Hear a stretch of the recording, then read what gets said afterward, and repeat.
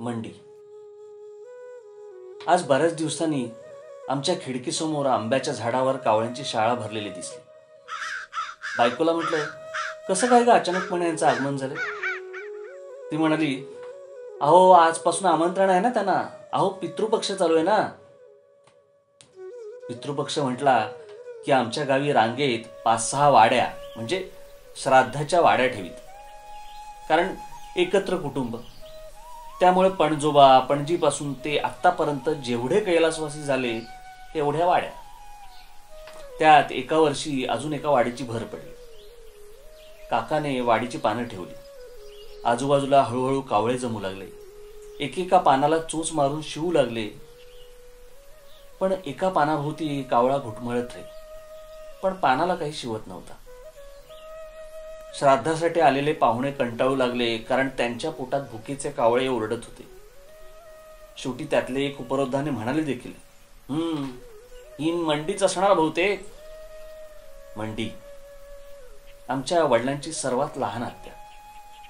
तिचं नाव आजतागायत मला आठवत नाही, पण मोठी माणसे तिला मंडी म्हणून हाक मारित आणि आम्ही पोरं अक्का.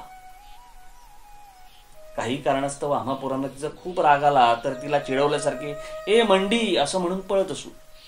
मग ती लाल बुंद होत असे, कारण ती दिसायला गोरी पान होती. तिच्या उतारवयाच्या दिसण्यावरून देखील वाटायचं की ती तरुणपणी खूपच सुंदर असणार. आम्ही लहानपणापासून अक्काला आमच्या गावच्या घरीच पाहिली होती. कपाळाला कुंकू नसलेली, चेहऱ्यावर देवीचे व्रण, नेहमी चापून चोपून फिक्कट रंगाची नऊवारी साडी नेसली. त्यात काळ्या भोर केसातून डोकावणाऱ्या पांढऱ्या केसांना मेहंदीची तांबूस छटा असायची. पण अक्काने तोंडाचा पट्टा चालू केला की अख्खं घर हलवून सोडायचे. घरातल्या कोणत्याही सुनेची काय दिशात तिच्यासमोर वेडवाकडं वागायची. तिची शिस्त म्हणजे घरातल्या सुनांना त्यांच्या सख्या सासवांकडून देखील फारशी शिस्तीची अपेक्षा नसते. त्याही पलीकडे म्हणजे अक्काच्या कोंबड्या आणि अक्का हे सख्य शेवटपर्यंत होते. चुकून माकून कोणी तिच्या कोंबड्या चोरून त्यांची मेजवानी केली की अक्का आठवडाभर त्या बेनाम माणसाला शिव्यांची लाखोली व्हायची. तिच्या वयाच्या अगदी शेवटच्या दिवसात ती मला फारच वेगळी वाटली. माझ्या आईशी तिचं फारच सख्य होतं. गावी मी एकदा खूपच आजारी पडलो होतो. आमच्या घरात पैशांची खूपच चणचण होती.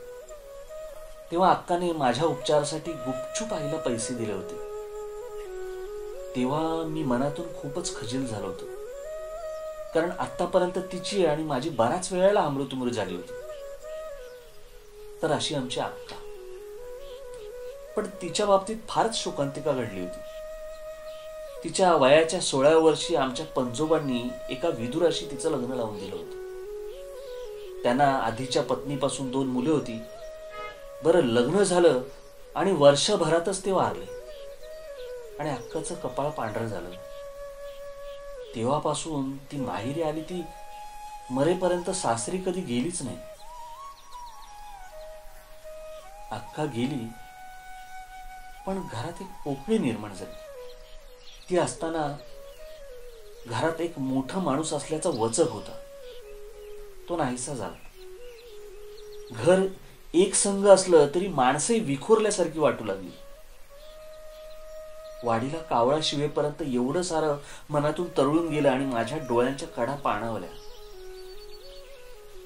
तेवढाच कोणाचा तरी आवाज कानावर पडला, चला मंडी पानाला शिवली.